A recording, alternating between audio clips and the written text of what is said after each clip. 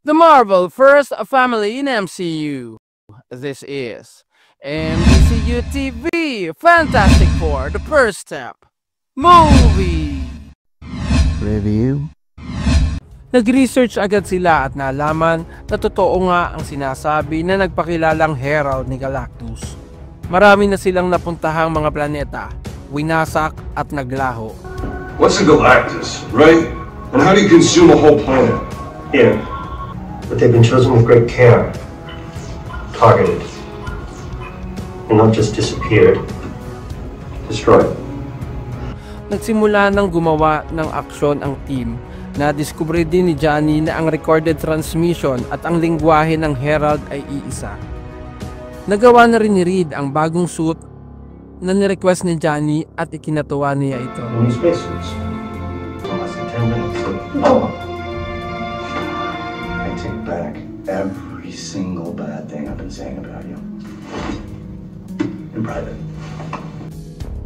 Ibinalita na rin nila sa mundo ang pag-alis nila papuntang space para alamin pa kung paano mapipigilan si Galactus na wasakin ng Earth. So the four of us will return to space and face the danger waiting there. And we will find this Galactus. Hinanda na rin nila ang sarili nila para sa araw na pag-alis nila at sinubaybayan sila ng lahat. Danger that is unknown.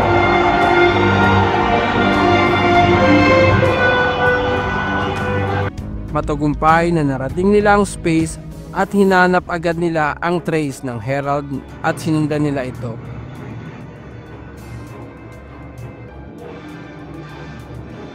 Dinala sila ng signature ni Herald sa isang payapang planeta nang biglang unti-unti itong nawasak sa kanilang paningin.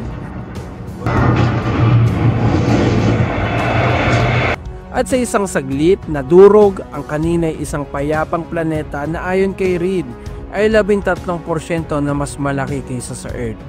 Lumapit sila para magmanman at nang higupin ang spaceship nila ay iniskan ang buong ship. At nagulat sila nang mapatutok ito sa nagdadalang taong si Sue Storm.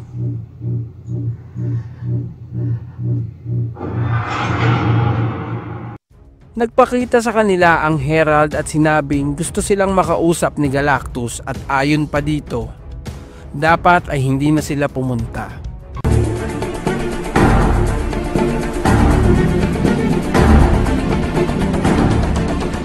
Shorts.